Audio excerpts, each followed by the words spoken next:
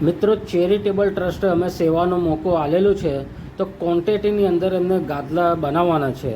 તો અમે બધું અમારે સિસ્ટમ લઈને લોકેશનની ઉપર પહોંચી ગયા છે ને આ છે પોર્ટર, એની ઉપર અમે અમારે બધું સિસ્ટમ લઈને આવ્યા છે. આ છે રૂ પીંજવાવાળી મશીન ને કપડાં સીવવાવાળી મશીન ને બીજી બધી સિસ્ટમ જે ગાદલાને સીવવા માટે, ટાંકા મારવા માટે જે જરૂરી વસ્તુ છે બધું અમારું સામાન આવી ગયો છે.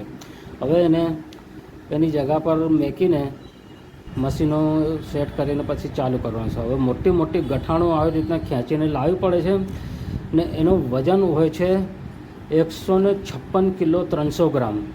મિત્રો, આ મોટી ગઠાણો છે ને જો આ પટ્ટાથી પેક કરેલી છે, પ્રેસ મશીનો પેક કરેલી છે ને આવી રીતના એને તોડવામાં આવે છે. ધ્યાનથી જજો કેવી રીતના તોડે છે. બંદો કેટલો દૂર બેઠેલો છે ને દૂર બેસીને એને તોડવામાં આવે છે. અને આ પ્રેસ મશીન પર પ્રેસ થયેલી હોય છે એટલે વાગવાની તમને શક્યતા ખરી. એટલે આ જો કેવી રીતના તોડે છે ધ્યાનથી જોઈ લો.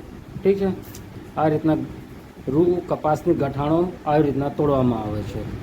આખી ગઠાણને મશીનની ઉપર મેકીને ડાયરેક્ટ પીંજવાનું કામ નહીં થાય. એની અંદર બધું બહુ મોટો ઢગલો થઈ જશે ને કામ કરતાં નહીં ફાવે. એના કરતાં એક એક ગાદલાનું વજન કરીશું.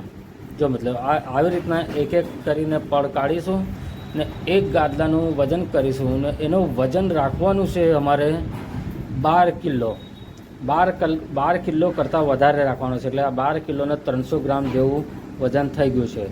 હવે આ એક ગાદલાનું વજન આટલું રાખેલું છે.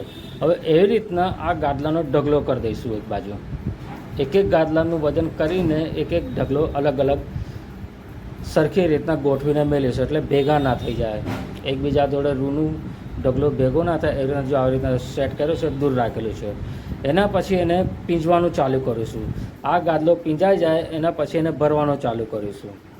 એટલે આખો ગાદલો અલગ ને અલગ જ પીંજાશે, અલગ ભરાશે ને અલગ એને ટાંકા વાગશે. એ રીતના એની ઉપર કામ કરવામાં આવશે. જોઈ લો મિત્રો, મોટા લોટની અંદર કામ કેવી રીતના કરવામાં આવે છે ધ્યાનથી જોજો. બહુ સરળ ને સીધી રીતથી ને આસાનીથી કામ થાય એવી રીતના કરી રહ્યા છે અમે, કે કારીગર પર લોડ પડે નહીં ને બીજી કોઈ નુકસાની ના થાય એનું પણ ધ્યાન રાખીને કામ કરવા પડે છે. એટલે એક એક ગાદલો પીંજીશું, એક એક ગાદલો ભરીશું. હવે આ ભાઈ કહેશે લાઇટ હું ચાલુ કરી દઉં, તો લાઇટ ચાલુ કરે છે. હવે જે રૂ પીંજાઈ રહ્યો છે ત્યાં બાજુ મશીન સરસ સેટ થઈ ગઈ છે ને રૂ પીંજવાવાળી મશીનો આવી રીતના કામ કરે છે. જોઈ લો મિત્રો, આ એક બાજુ રૂ પીંજાય ને બીજી બાજુ પોચો મુલાયમને ફલફી થઈ રહ્યો છે. હવે આ ગાદલો ભરાઈ ગયા પછી અમે એની ઉપર સેફ્ટીનું કામ કરીશું. એની ઉપર ચાદર બાદર બાંધી દઈશું. હવે આ ભાઈ ખુલ્લો મોડેથી કામ કરે છે એટલે એને રૂમાલ બાંધીને સેફ્ટી કરી દીધી છે. સરસ કામ કર્યું છે. અને જો તમે કામ કરતા હો તો આવી રીતના સેફ્ટીથી જ કામ કરવાનું. મોડે રૂમાલ બાંધીને વ્યવસ્થિત કામ કરવાનું એટલે તમારે ડસ્ટ શરીરની અંદર જાય નહીં. ઠીક છે મિત્રો, હવે આ એક ગાદલાનો રૂ પીંજાઈ ગયા પછી એને સરસ ભરી લઈશું ને એના પર ચાદર બાંધીશું. તો જોઈ લો મિત્રો, આ ચાદર બાંધીને સેફ્ટી પણ કરી લીધી છે અમે. હવે આ રૂ ઉડવાનું ઓછું થઈ જશે ને આ ગાદલો અમારો ભરાઈ ગયું છે.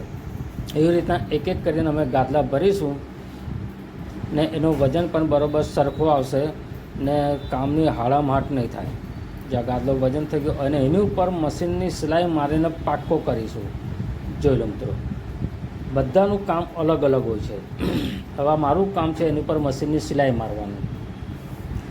જો આવી રીતના મશીનની સિલાઈ મારીને સરસ પાક્કું કરી દઈને એને લુક ને ફિનિશિંગ સારું દેખાય એવી રીતના એના પર સિલાઈ મારી દીધી છે. જો લો, હવે સિલાઈ માર્યા પછી એની ઉપર હવે આગળનો કામ છે એનો દંડા મારવાનો.